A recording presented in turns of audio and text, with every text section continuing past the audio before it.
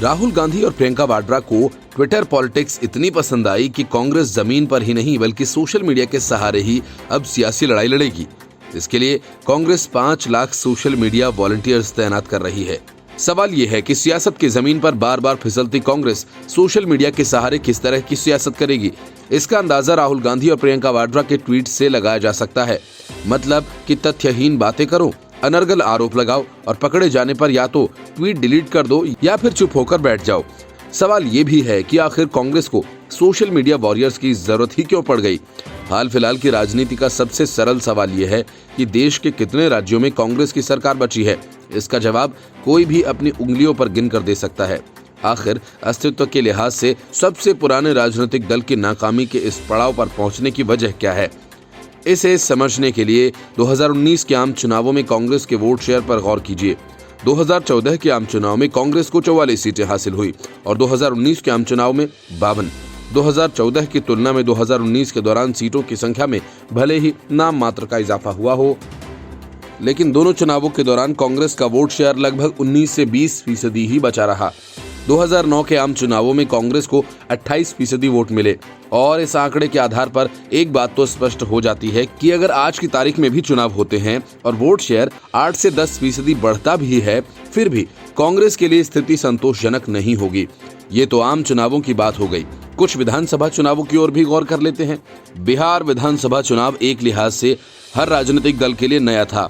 महामारी के दिन होने वाला ये चुनाव, रैलियों में सीमित भीड़, चुनाव आयोग के हिस्से की चुनौतियां, ऑनलाइन जनसभाएं और जनसंपर्क, यानी क्षेत्रीय दल से लेकर राष्ट्रीय दल तक सभी के सामने कई चुनौतियों का स्वरूप एक ही जैसा था। जिस बिहार विधानसभा चुनाव में भारतीय जनता पार्टी 74 सीटें जीतकर आई, दूसरी सबसे बड़ी पार्टी बनकर उभरी, ठीक उसी चुनाव में कांग्रेस महज 19 सीटों पर सिमट कर रह गई। 2019 में हुआ महाराष्ट्र विधानसभा चुनाव का नजारा भी कांग्रेस के लिए कुछ अलग नहीं था।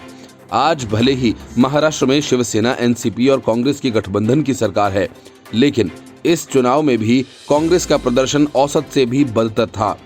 जहां 100 से अधिक सीटें जीत हासिल करके बीजेपी राज्य की इकलौती सबसे बड़ी पार्टी बनी, वहीं कांग्रेस सिर्फ 44 सीटों पर सिमट गई। ठीक यही स्थिति बनी झारखंड के विधानसभा चुनाव में, जिसमें कांग्रेस को सिर्फ 16 ही सीटें हासिल हुईं। ये तो फिर भी आंकड़ों के आधार पर पेश की गई दलीलें हैं। जितना आसान कांग्रेस शासित राज्यों को उंगलियों पर गिनना है, ठीक उतना ही आसान इस दल की गलतियां पहचानना भी है। इसकी सबसे बड़ी 2 मिसाल हैं। संगठन के भीतर युवा बनाम बुजुर्ग और अध्यक्ष एक खोज। 2018 के मध्य प्रदेश विधानसभा चुनावों के नतीजों के बाद कमलनाथ मुख्यमंत्री चुन लिए गए।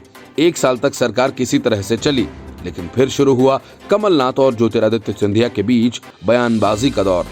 सिंधिया बागी हुए और कांग्रेस की सरकार गिर गई। कुछ ही समय बाद ठीक ऐसी ही सूरत की राजनीति अदावत नजर आई राजस्थान कांग्रेस में।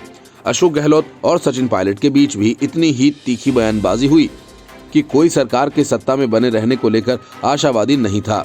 कई दिनों तक चले इस सियासी खींचतान में भी कांग्रेस की बल भर किरकिरी हुई। कांग्रेस की चुनौतियां यहीं खत्म नहीं होती। वरिष्ठ और तजुर्बेकार नेताओं की सूची के बावजूद उसे पूर्णकालिक अध्यक्ष नहीं मिला। जमीन के साथ पहचान के संकट से जूझ रही कांग्रेस जब तक इन समस्याओं का समाधान नहीं कर लेती, सोशल मीडिया वॉरियर्स जैसे फैसलों से शायद ही उसका कोई भला हो पाए। Bureau report, news of India.